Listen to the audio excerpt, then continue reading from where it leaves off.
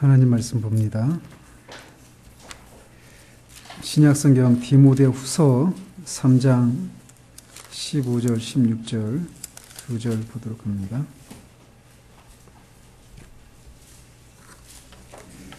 디모데후서 3장 15절 16절 같이 읽도록 하겠습니다. 또 어려서부터 성경을 알았나니 성경은 능히 너로 하여금 그리스도 예수 안에 있는 믿음으로 말미암아 구원에 이르는 지혜가 있게 하느니라. 모든 성경은 하나님의 감동으로 된 것으로 교훈과 책망과 바르게 함과 의로 교육하기에 유익하니. 지난주까지 해서 우리는 어느 글이 성경에 속하고 어느 글이 성경에 속하지 않는가, 즉 성경의 정경성에 대해서 살폈습니다. 오늘부터는 성경의 몇 가지 특성들에 대해서 살펴보는데, 오늘 그 중에서 성경의 권위에 대해서 살펴보도록 합니다.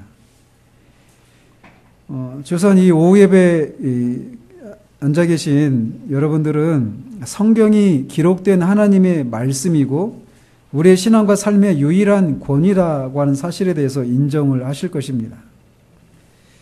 그런데 어떻게 성경이 하나님의 말씀이라고 하는 것을 알 수 있을까요? 그래서 성경이 우리의 신앙과 삶의 표준이 된다라고 주장할 수 있는 근거가 무엇인가라는 것입니다. 이런 것에 관한 것이 성경의 권위에 관한 것이에요. 수요기도에서 그 르이존스 부흥을 살피면서도 말씀드렸지만, 오늘날 현대 교회가 직면한 그전에는 없었던, 조상 때는 없었던 새로운 어떤 어려움들 중에 하나가 무엇이냐면 성경에 대한 권위라고 말씀을 드렸어요. 성경을 하나님의 말씀이라고 인정하지 않는 그런 시대, 그런 문제들 앞에 현대 교회가 서 있다라는 것이죠. 그런 면에서 성경의 권위에 대한 문제를 다루는 것은 매우 중요하다라고 할 수 있습니다. 성경의 권위란 뭐냐면, 성경에 있는 모든 말씀이 하나님의 말씀으로서 하나님의 말씀이기 때문에 성경의 어느 한 말씀에 불순종하거나 불신하는 것은 곧 하나님을 불신하고 불순종하는 것이다 라고 하는 것을 의미하는 겁니다.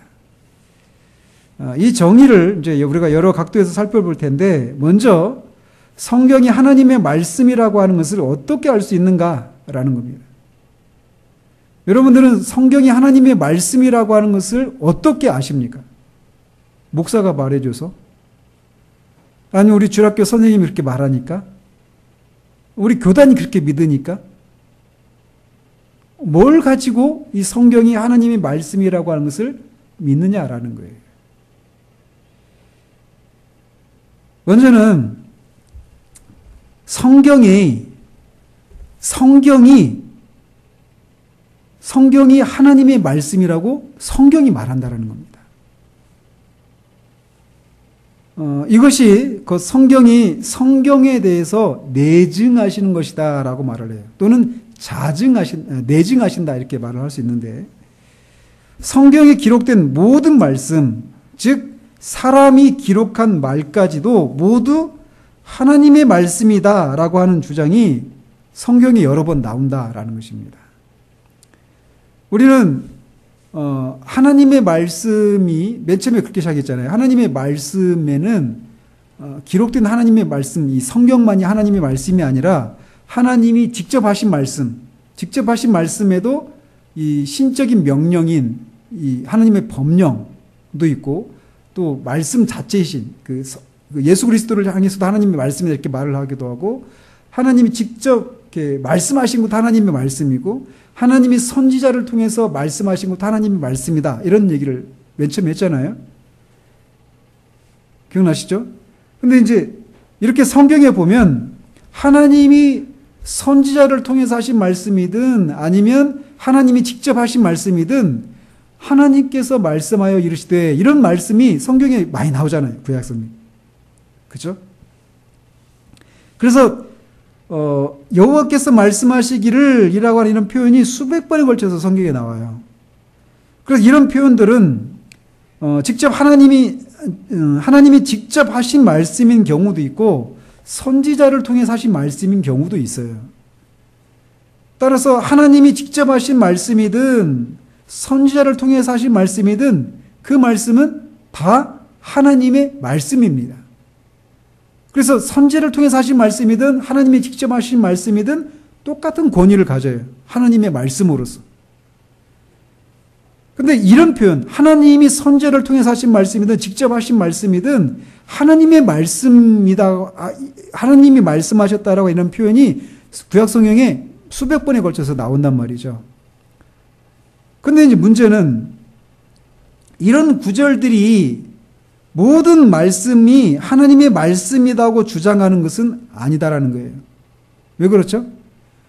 여호와께서 말씀하여 이르시되 이런 표현이 아닌 사람이 하는 말도 있잖아요. 그죠? 그런 여호와께서 말씀하시기를 이라고 그렇게 시작하는 이런 수백 개의 구절을 포함해서 모아놓으면 굉장히 많은 부분을 차지할 수 있어요. 그러나 전체 구약 성경에 비하면 그렇게 말할 수 있는 부분은 아주 적은 부분이란 말이에요. 그러면 그런 표현으로 시작되지 않은 말씀들도 하나님의 말씀이라고 할 수 있는가?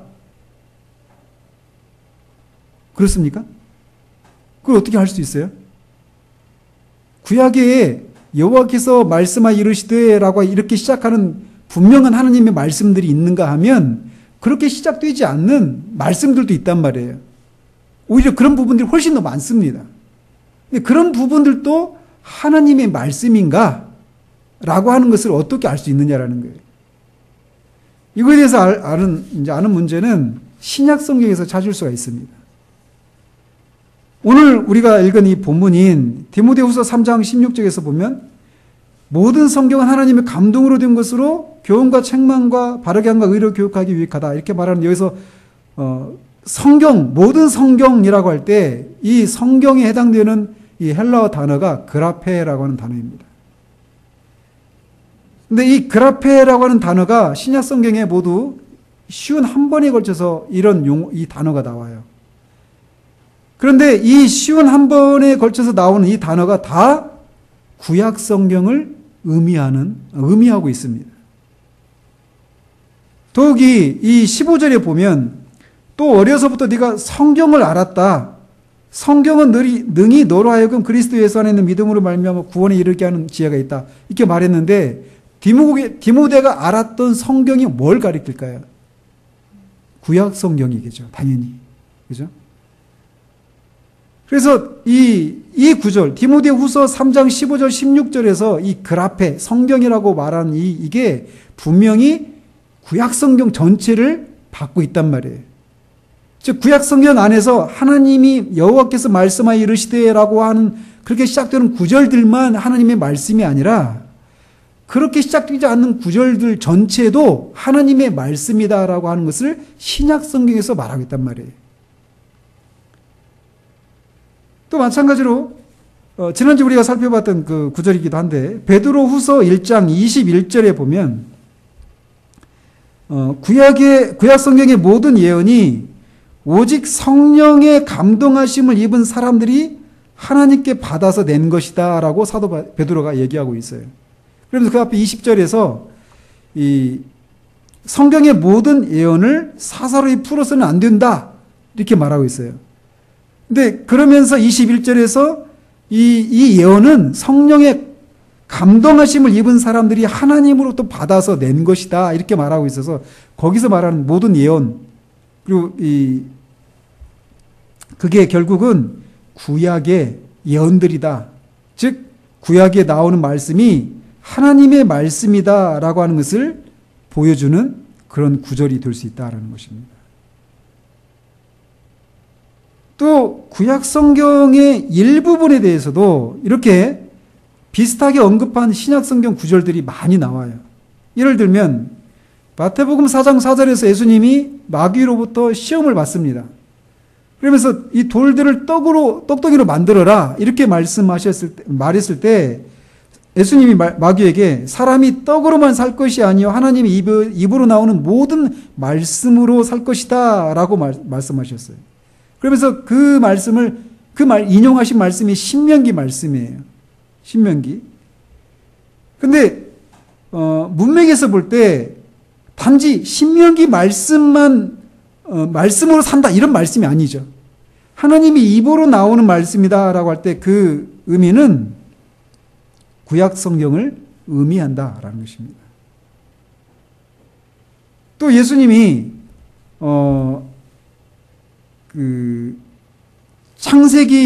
창세기를 또 보시면요. 창세기 2장 24절에 그 아담이 하와를 만났을 때 그 장면인데, 남자가 부모를 떠나 그의 아내와 합하여 둘이 한 몸을 이룰지로다. 이렇게 기록이 되어 있어요. 창세기 2장 24절에. 근데 그 말씀이 하나님의 말씀이다라고 하는 말이 없어요. 거기에 보면. 그런데 그 창세기 2장 24절에 있는 말씀을 예수님이 마태복음 19장 5절에서 사두개인들이 부활이 없다고 믿는 이 사두개인들이 와가지고 이혼을 해도 되느냐 안 해도 되느냐 이런 얘기하면서 이제 예수님께 이제 논쟁을 걸어오잖아요. 근데 거기에서 예수님이 이렇게 말씀하시는 거예요. 그 창세기 2장 24절을 인용하시면서 하나님께서 하신 말씀으로 인용하고 있다라는 거예요. 그러니까 하나님이 말씀하여 이르기를 남자가 부모를 떠나서 여자와 한 몸을 이룰 줄 이렇게 말씀 안 하셨는데 모세가 기록해 놓았단 말이에요. 근데 그거를 하나님이 하신 말씀으로 인용하고 계시다라는 거예요. 예수님께서. 무슨 말씀인지 아시겠죠?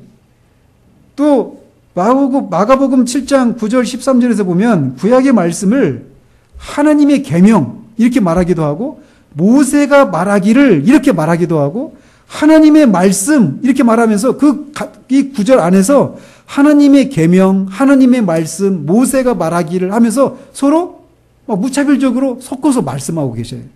즉 모세가 기록한 것, 모세가 말한 것을 하나님의 계명, 하나님의 말씀 이렇게 말씀하고 계시다라는 거예요. 직접 여호와께서 말씀하여 이르시되 이렇게 말씀하신 구절이 아닌 다른 부분들도 그렇게 하나님의 말씀이라고 하나님의 계명이라고 말씀하고 계시다라는 거예요.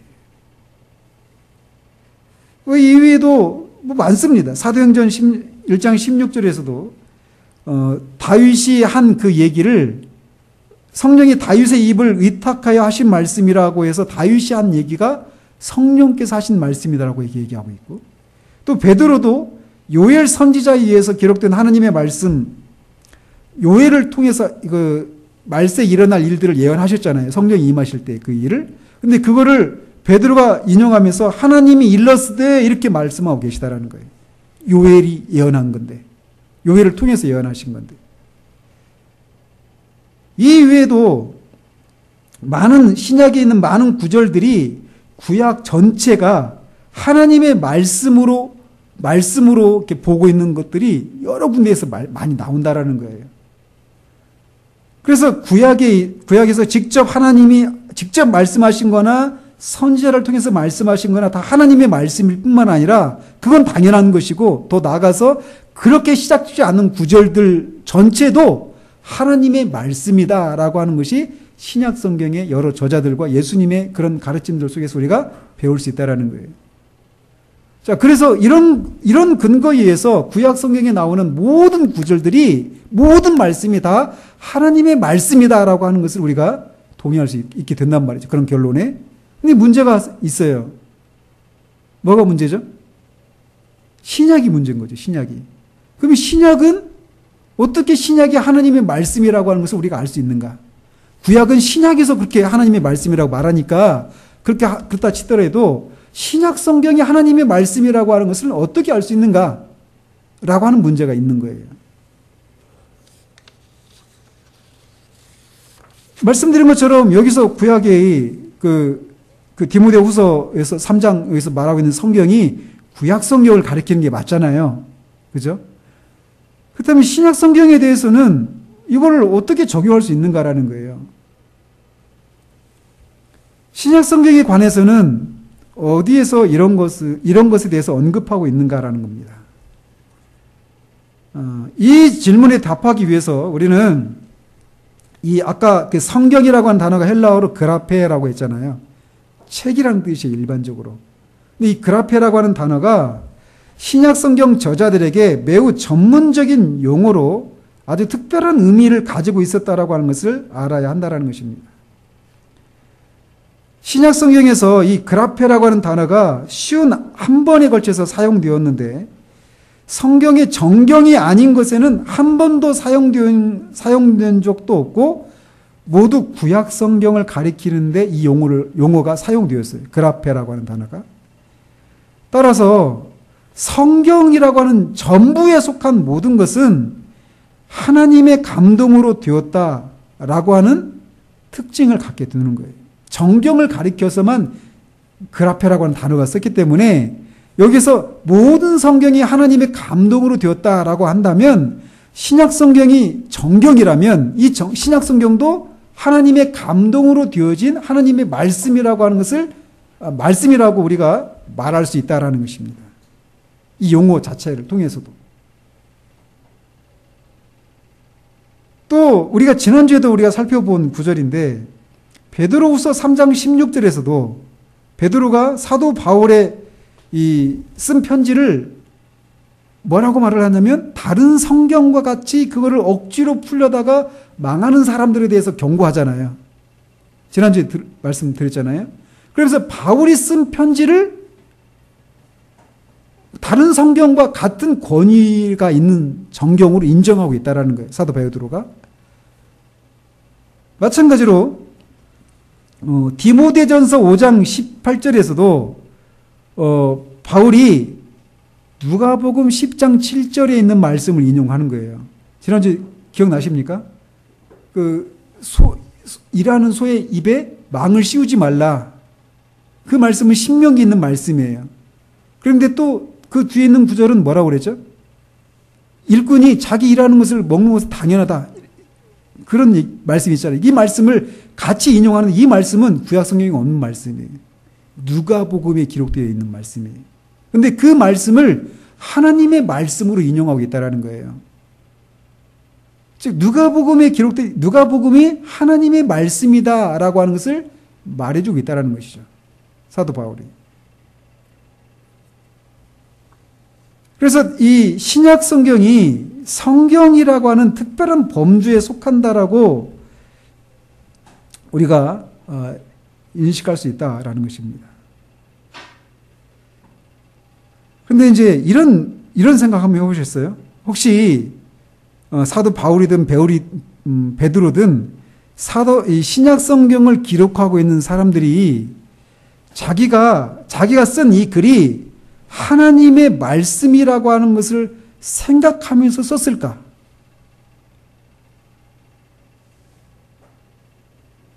아니, 써놓고 나니까 나중에 이게 하나님의 말씀으로 이렇게 인정을 받은 것일까? 아니면 그들이 이 편지를 쓰면서도 이게 하나님의 말씀을 내가 기록하고 있다라고 하는 것을 아는 가운데 썼을까라는 거예요. 굉장히 중요한 질문이거든요.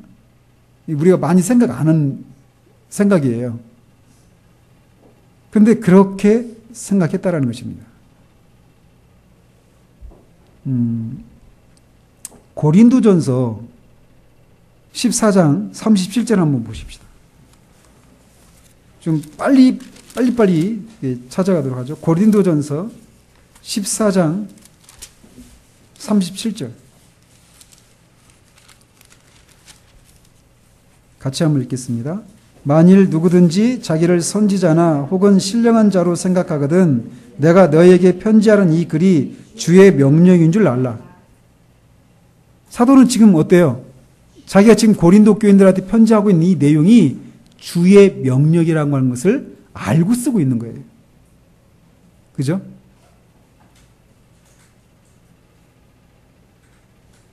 즉 교회의 예배 규범을 이렇게 고린도에 있는 교회의 예배 규범을 몇 가지 제정하면서 그것들이 주님의 계명들이라고 주장하고 있어요. 그러니까 결국 이 말씀은 내가 너에게 편지한 것이 주의 명령인 줄 알라. 이 말씀은 내가 너에게 편지한 것들은 주의 명령이다. 이 말씀이잖아요. 그죠? 그런데 이렇게 이 구절 이외에도 다른 구절들 속에서도 이렇게 자신들이 하나님의 말씀을 기록하고 있다라고 하는 것을 인식하면서 쓰고 있는 그런 구절들이 있어요. 그런데 어떤 사람들은 신약 성경의 저자들이 기록한 말들이 하나님의 말씀이라고 하는 입장을 반박을 하면서 고린도전서 7장에 있는 고린도전서 7장에 있는 7장 특별히 12절 한번 봅시다. 12절. 7장 12절.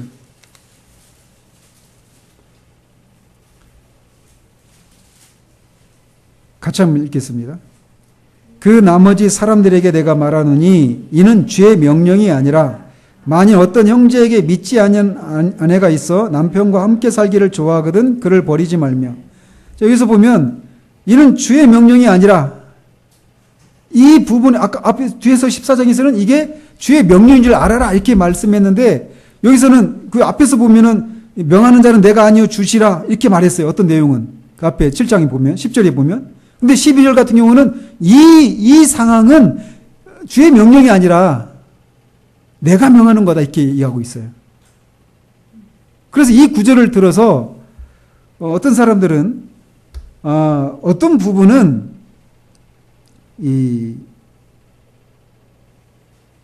그 사도가 자기가 쓴 게 하나님의 말씀을 기록하고 있는 것이 아니라고 하는 이런 근거로 이 구절을 가지고 반박을 한단 말이에요.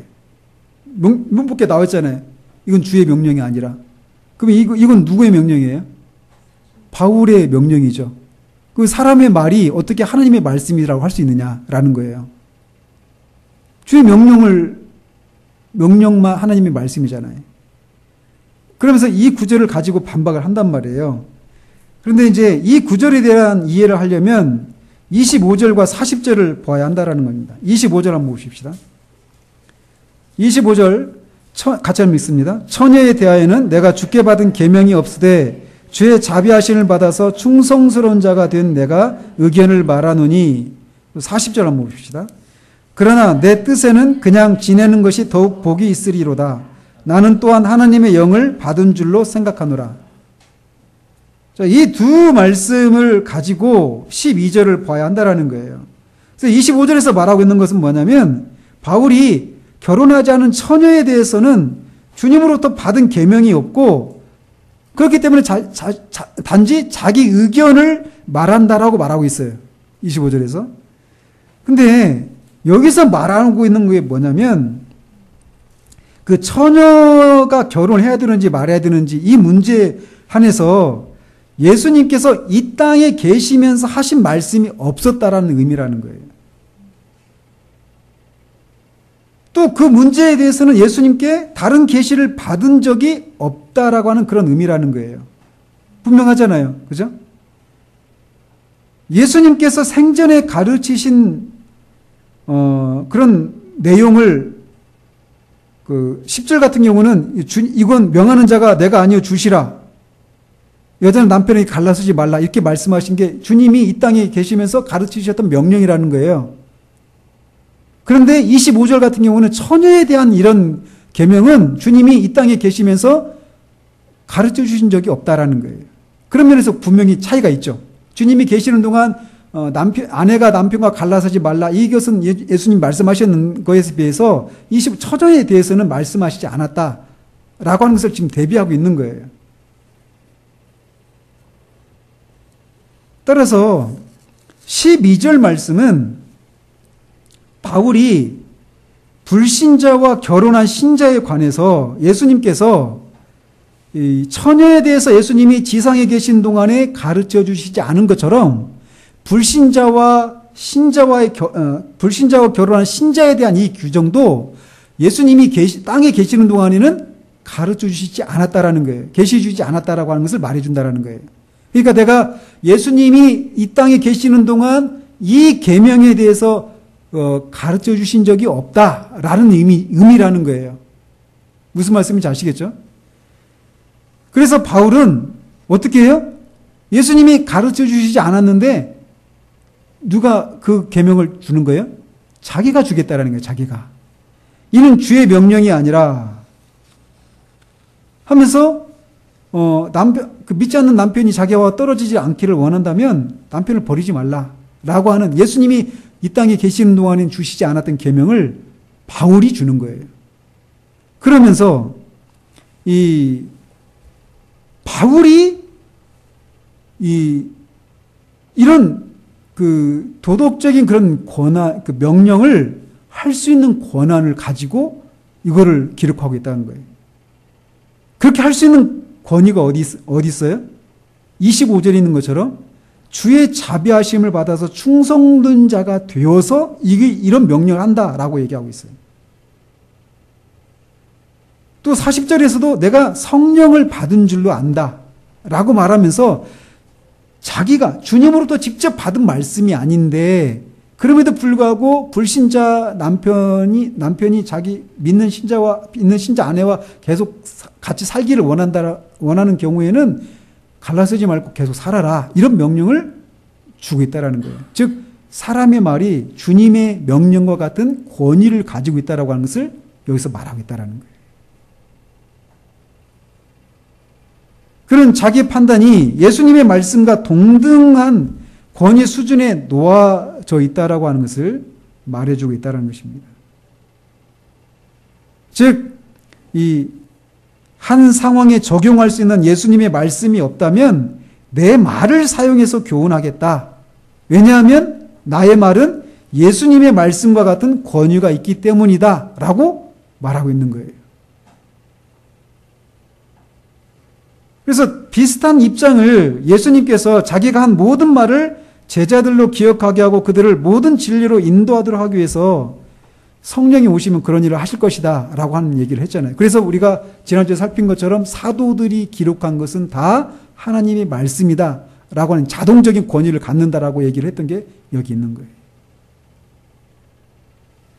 이렇게 성경이 구약성경이 또 신약성경이 구약성경 전체를 향해서 또 신약성경에 있는 여러 구절들이 신약성경이 하나님의 말씀이라고 자체적으로 증명하고 있다는 거예요. 내적으로. 이게 첫 번째예요. 신약성경과 구약성경이 하나님의 말씀인 첫 번째 근거가 바로 성경에서 그것을 증명하고 있다는 거예요. 그리고 또 두 번째로는 이런 차이가 있어요. 뭐냐면 성경이 하나님의 말씀이라고 주장하는 것을 우리가 확인했잖아요. 그렇죠? 그리고 확인한 것과 그 주장이 맞다라고 하는 확신을 갖는 것은 별개의 일입니다. 그죠? 분명히 구약성경에, 신약성경에 구약과 신약성경이 다 하나님의 말씀이라고 말하고 있어요. 근데 그것을 우리가 진짜 맞습니다라고 확신하는 것은 또 별개의 문제란 말이에요. 성경이 하나님의 말씀이라고 하는 것에 대한 이 궁극적인 확신은 언제, 누구에 의해서 우리가 확신하게 될까요? 우리가 성경을 읽을 때 성령께서 감동을 주시면서 우리가 사는 이 성경이 진짜 하나님의 말씀이라고 하는 것을 확신하게 되는 거예요.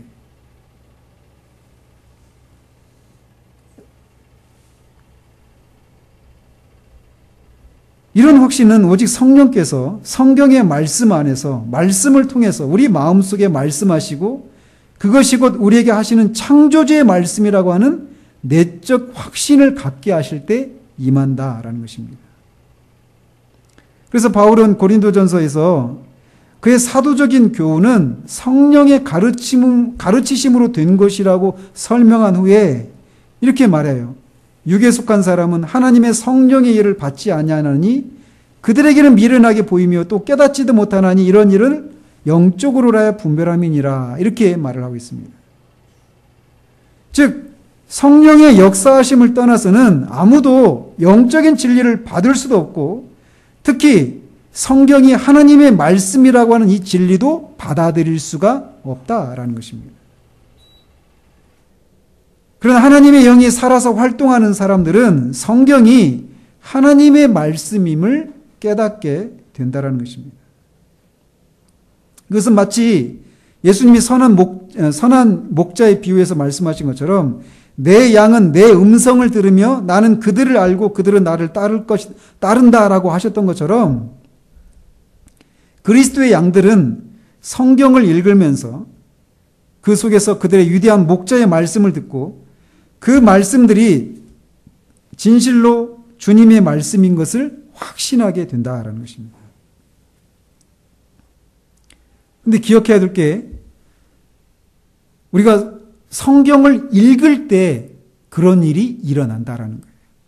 성경을 읽을 때 성령께서 역사하셔서 이 말씀이 살아계신 하나님의 말씀임을, 우리의 구주 되신 그리스도의 말씀임을 우리에게 우리 마음속에 내적으로 확신케 하신다라는 거예요. 마치 우리가 성경을 읽지도 않고 있는데 그냥 책상에 수북하게 먼지가 쌓여있는 채로 놓아져 있는데 저게 하나님의 말씀이다. 이렇게 성령께서 우리에게 말씀하시는 방식으로 말씀하시지 않고 우리가 성경을 읽을 때 이 말씀이 하나님이 나에게 말씀하시는 거구나. 하나님이 이게 하나님의 말씀이라고 나에게 알려주시는구나 라고 하는 것을 확신하게 해주신다는 거예요.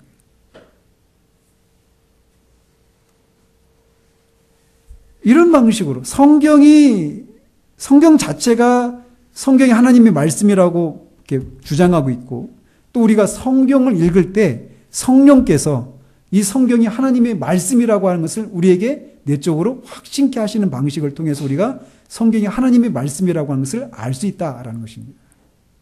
물론 이 이외에도 성경이 하나님의 말씀이다라고 하는 것을 주장하는 여러 가지 근거들이 있을 수 있어요. 예를 들면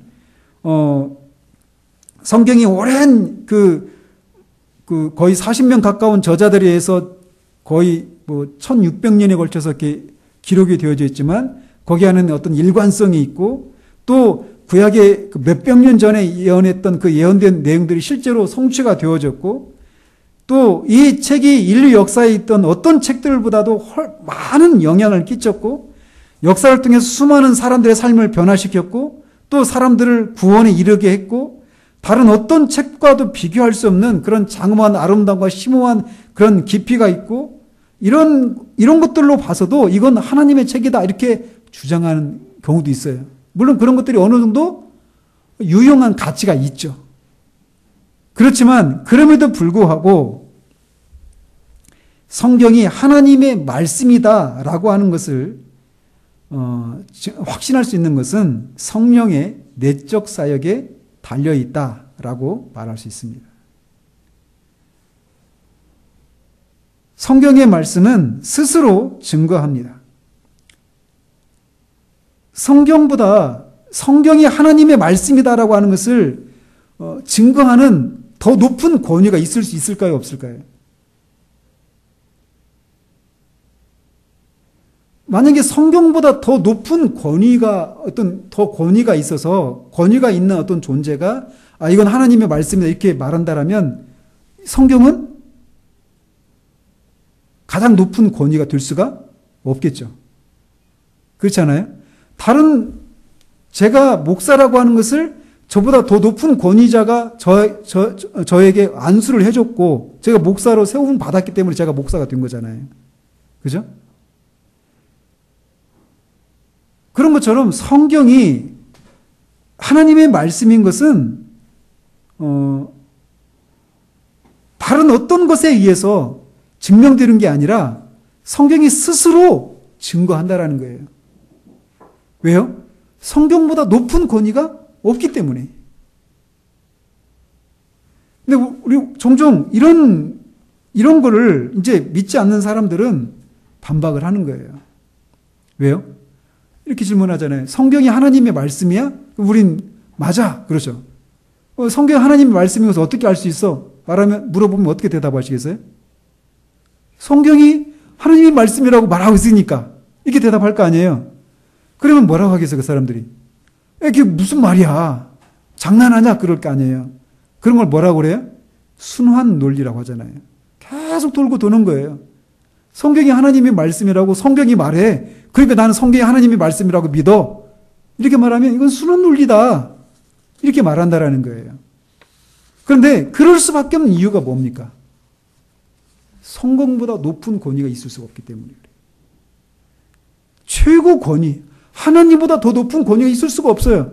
하나님이 우주의 창조주로 누군가 어떤 다른 존재에서 이 세워짐을 받은 존재가 아니듯이 성경보다 더 높은 권위는 없기 때문에, 성경이 최종적인 권위이기 때문에 성경이 하나님의 말씀이다라고 하는 이 증거가 이것보다 더 높은 권위가 있을 수가 없다라는 거예요.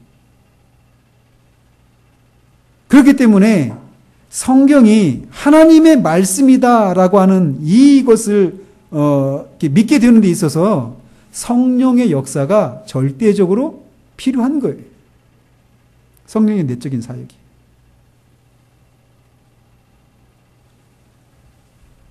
그래서 이렇게 아까 우리가 점심 때 얘기했잖아요. 우리의 신앙생활을 우리의 느낌과 경험에 따라 사는 게 아니라 성경의 권위에 근거해서 살아야 된다라고.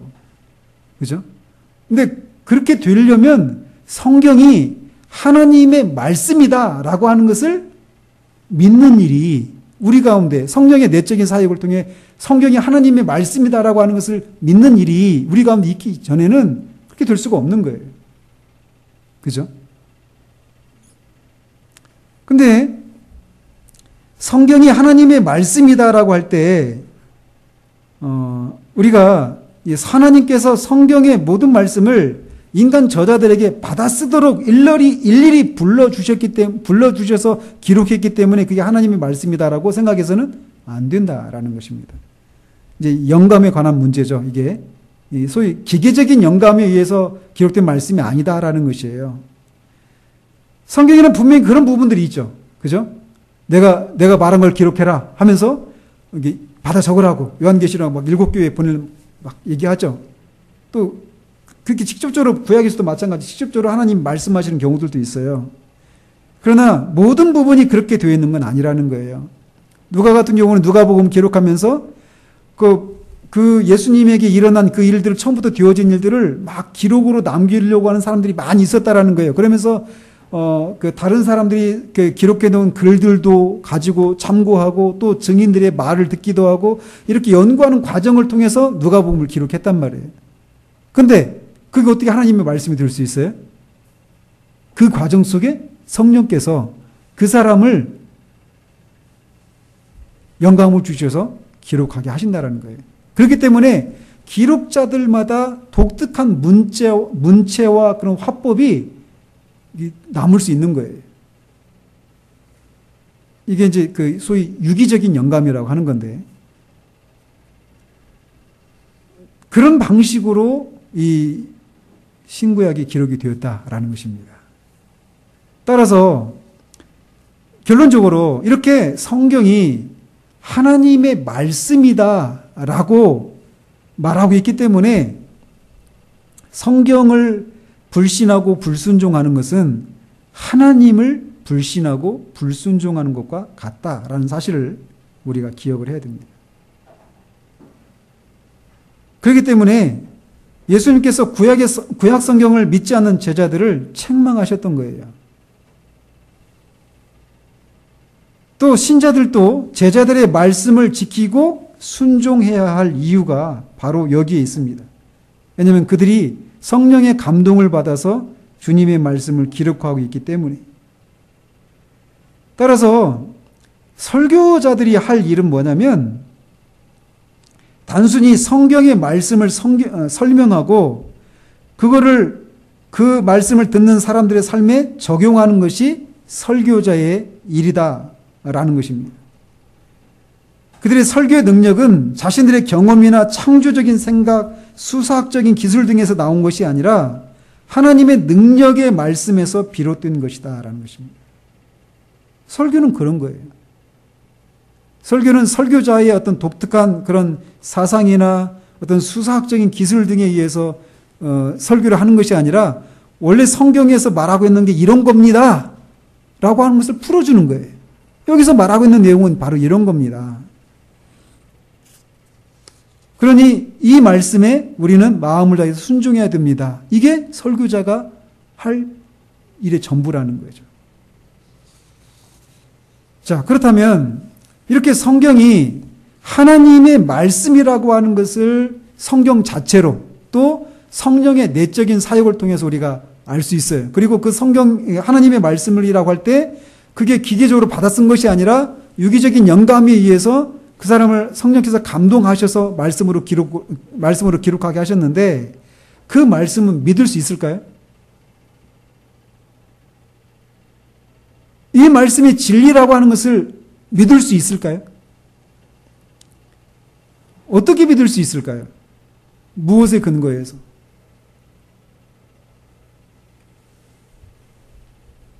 나중에 우리가 성경의 무엇성에 대해서 살피면서 더 자세히 살피겠지만 간단하게 말한다면 성경이 진리라고 하는 것을 믿을 수 있는 근거는 그것을 내신 하나님이 거짓말이나 틀린 말을 하실 수 없는 분이라는 사실에 근거합니다.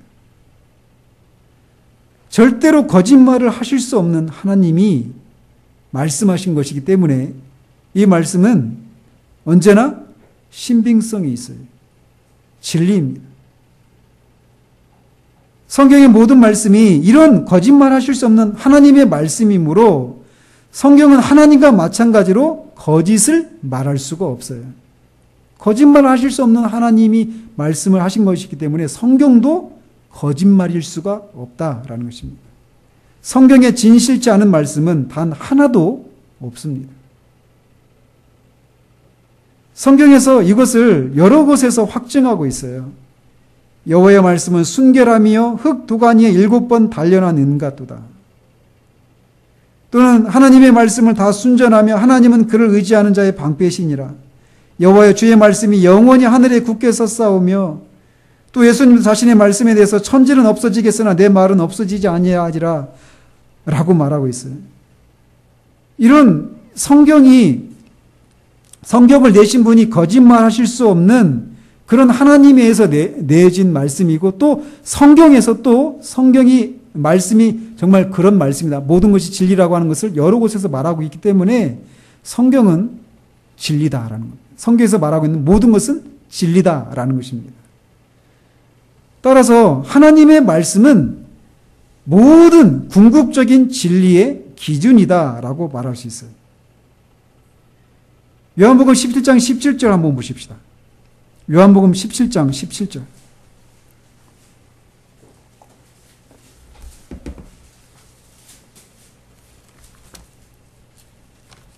같이 한번 읽어볼까요? 17장 17절. 시작. 그들을 진리로 거룩하게 하옵소서. 아버지의 말씀은 진리니이다. 예수님이 대제사장 기도를 하신 건데 여기서 예수님이 당신의 말씀은 진리니이다 이렇게 말씀하셨는데 여기서 진리니이다 할 때 그 진리가 형용사입니까? 명사입니까? 그러니까 형용사는 이런 거예요. 당신의 말씀은 진실합니다. 이렇게 말할 경우에 형용사인 거예요. 그죠? 근데 여기서 주님이 당신의 말씀은 진실합니다. 이렇게 말하지 않고 당신의 말씀은 진리입니다. 라고 말하면서 명사를 사용해서 진리입니다. 이렇게 말하고 있다는 거예요. 그러니까 형용사 진실한이라고 하는 말을 쓰지 않고 진리라고 하는 명사를 사용해서 말씀하고 있단 말이에요. 그게 굉장히 중요해요. 왜냐하면 이 말씀은 우리로 하여금 성경을 단순히 더 높은 진리의 기준에 미치는 진실한 것이 아닌 성경 자체가 최종적인 진리의 기준 그 자체라고 생각하도록 하기 때문이라는 거죠. 하나님의 말씀은 진실합니다. 이 얘기는 그러면 또 다른 어떤 진실한 것이 있을 수 있다는 얘기잖아요. 그죠? 근데 그렇게 말씀하시지 않고 당신의 말씀, 아버지의 말씀은 진리입니다. 이렇게 말하고 있다는 거예요. 그러니까 하나님의 말씀이 뭐라는 거예요? 궁극적인 진리 기준이라는 거예요. 그래서 성경이 말하는 것은 진리라는 거예요. 반대로 성경이 말하지 않는 것은 진리가 아니라는 것입니다. 즉 성경이 모든 진리의 척도라는 거예요. 주님이 그렇게 말씀하신 거예요. 따라서 기록된 성경은 우리의 최종적인 권위인 거예요. 이 사실이 우리에게 굉장히 중요한 사실이에요. 자, 성경이 최종적인 기준이에요. 성경이 말하면 진리고 성경이 말하지 않는 것은 성경이 진리가 아니라고 말하는 것은 진리가 아닌 거예요. 이 사실은 아까 점심시간에 말씀드린 것처럼 성경에서 예수님을 믿는 자들에게는 죄 용서를 해주신다라고 성경이 말했어요. 그럼 그게 진리입니까? 진리가 아닙니까? 진리예요. 근데 내 경험은, 내 느낌은 거기 따르지 못해요. 그러면 그게 진리가 아닙니까? 아니라는 거예요. 이런 식으로 성경에서 말하고 있는 것이 최종적인, 절대적인 기준이기 때문에, 궁극적인 진리, 기준이기 때문에 성경에서 말하는 것은 내가, 내 경험으로, 내 느낌으로 와닿지 않아도 그게 진리라고 우리가 받는 거예요. 이런 식으로 적용하는 거예요. 그래서 따라서 이게 하나님의 말씀이기 때문에 아까 말씀드린 것처럼 성경을 불신하고 불순종하는 것은 누구를 불신하고 불순종하는 거다? 하나님을 불순종하는 거예요. 하나님을 불신하는 거예요. 우리가 말씀에 근거한 신앙생활을 해야 된다. 이거 입에 발리도록 합니다. 얘기를 합니다. 그러나 얼마나 많은 경우에 말씀에 따라서 신앙생활을 하려고 하는가라는 거예요. 여기에서부터 신앙이 출발하는 거예요. 하나님의 말씀이 절대적인 권위를 가진 우리 유일한 신앙과 삶의 유일한 표준으로서 하나님의 말씀이기 때문에 그 말씀을 순종하지 않는 것은 하나님을 순종하지 않는 것이고 하나님을 불신한 것이라고 하는, 그렇기 때문에 하나님의 말씀에 따라서 우리가 신앙생활을 해야 된다라고 하는 이 생각으로부터 우리 신앙이 출발을 해야 한다라는 것입니다. 그래서 그 일을 하시는 거예요. 성령께서 우리가 성경을 읽을 때 이게 하나님의 말씀이라고 하는 것을 우리의 마음속에 내적으로 확신케 하시는 일들을 하시는 거예요. 그러면서 갑자기 그냥 잠이 안 올 때나 읽었던 성경이 정말 하나님의 말씀으로 우리에게 권위를 가지고 다가오기 시작하는 거예요. 제가 설교 가운데 몇 번 언급을 해드렸지만 전 그 변화가 저한테 너무 분명했어요.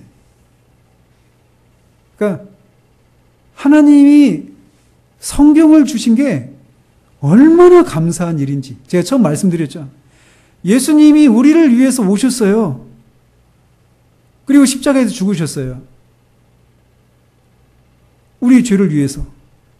그래서 우리 구원을 위해서 필요한 모든 일들을 다 이루셨어요.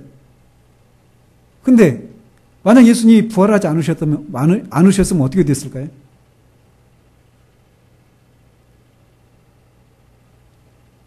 그의 죽으심을 통해서 우리의 구속에 필요한 모든 일들을 다 이루셨잖아요. 근데 부활을 안 하셨으면 어떻게 됐을까요? 우리가 그 사실을 믿는 일에 굉장히 어려움을 겪겠죠.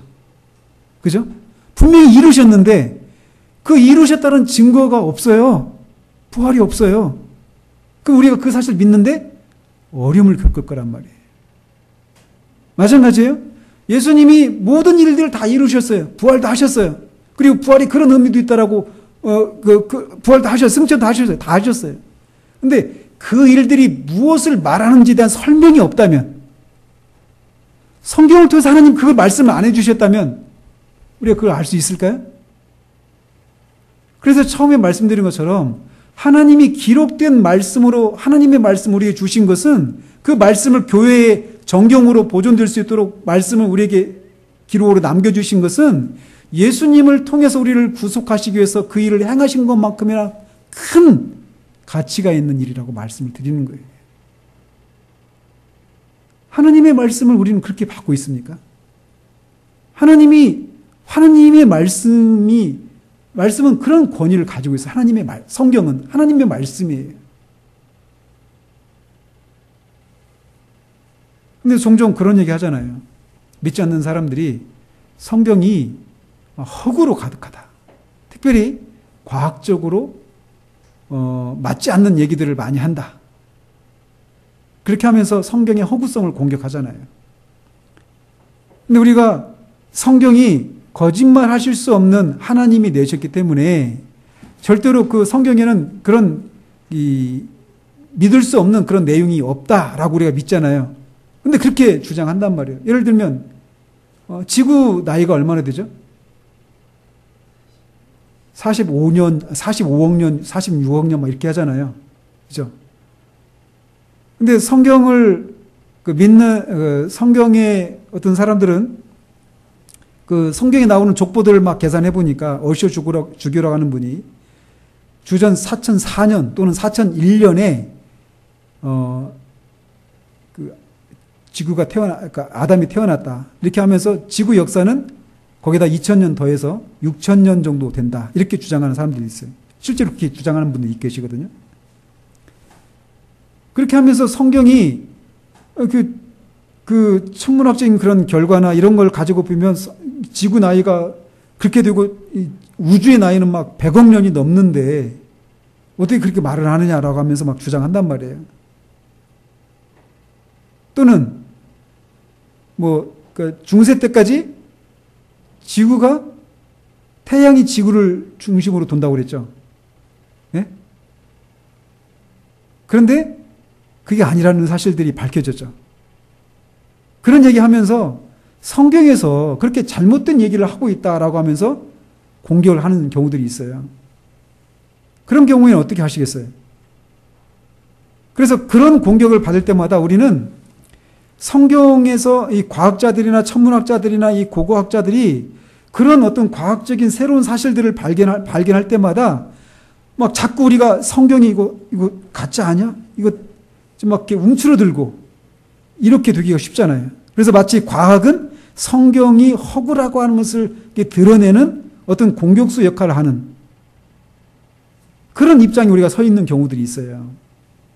그런데 그렇지 않다라는 겁니다. 성경은 이를테면 족보 같은 경우도 족보를 많이 생략하고 있어요. 성경에서.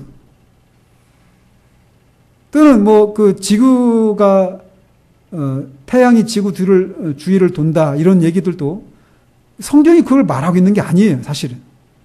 그냥 우리 입장에서 우리 입장에서 그거 성경 그렇게 표현하고 있을 뿐이지 그게 어떤 과학적인 사실이라고 이렇게 주장하고 있는 건 아니란 말이에요. 오히려 과학적인 새로운 사실들이 발견될 때마다 우리로 하여금 성경을 더 자세하게 살펴보는 방식으로 그것들이 작용하게 하면 된다라는 거예요. 과학적인 새로운 발견이 우리가 믿고 있는 이 성경이 허구라고 하는 것을 입증하는 그런 것이기 때문에 과학은 우리가 멀리 해야 되는 이런 것처럼 생각해서는 안 된다라는 거예요. 성경에 기록된 것이 오래전에 기록되어 있어요. 최소한 지금부터 3,500년 전부터 기록이 됐습니다. 성경이. 근데 그 성경이 누구의 말씀이라고요? 하나님의 말씀이에요. 그럼 3,500년이 지난 이 21세기 이 과학 문명의 시대에 일어날 그런 일들, 이런 것을 하나님이 몰랐을 수가 없으시죠. 그렇기 때문에 새로운 과학적인 지식들이 발견되는 것을 인해서 우리가 믿고 있는 이 성경이 진리가 아니라고 하는 것이 혹시나 입증이 되는 건 아닐까라고 하는 두려움을 가질 필요가 없다라는 것입니다. 오히려 그걸 통해서 성경을 새로운 그런 접근 방식으로 살펴보면 되는 거예요. 오히려 그런 과학적인 발견이 하나님이 그렇게 세워놓으신 것을 그냥 그들이 발견해냈을 뿐이에요. 만들어낸 게 아니라. 그죠? 결론적으로 성경은 거짓말하실 수 없는 하나님이 내신 모든 진리의 절대적인 기준이 되는 하나님의 말씀입니다. 이 말씀에 우리가 뿌리를 받고 이 말씀에서 말하고 있는 것들은 모든 것이 진리이기 때문에 그 말씀에 우리가 믿음으로 반응하고 순종하고 할 수 있는 근거가 있다라는 것을 아시기를 바랍니다. 기도하겠습니다. 하나님 아버지, 성경이 하나님의 말씀이라고 말씀하십니다. 그리고 우리가 성경을 읽을 때 성령께서 우리 안에서 성경이 하나님의 말씀이라고 하는 것을 우리 내적으로 확신케 하십니다. 그런 일들이 우리 모두에게 있어서 성경이 정말 하나님의 말씀임을, 그래서 성경에서 말하는 모든 내용이 진리이고, 이 성경이 말하는, 성경을 믿지 않고 불순종하는 것은 하나님을 믿지 않고 불순종한다는 사실들을 알게 하시기를 원합니다. 그래서 성경이 말하는 대로, 내 경험과 내 느낌이 아니라 성경이 말하는 대로 이 성경에 근거한 그런 견고한 신앙을 유지해 나가는 우리 모두 될 수 있도록 주님 도와주시옵소서. 성경이 뭐라고 말하는지를 아는 일에 우리가 열심을 내어서 그 성경 속에서 우리에게 약속하신 그 복들을, 하늘에 속한 모든 신령한 복들을 우리가 힘써 누리는 우리 모두 될 수 있도록 주님 도우시기를 원합니다. 예수 그리스도 이름으로 기도합니다. 아멘.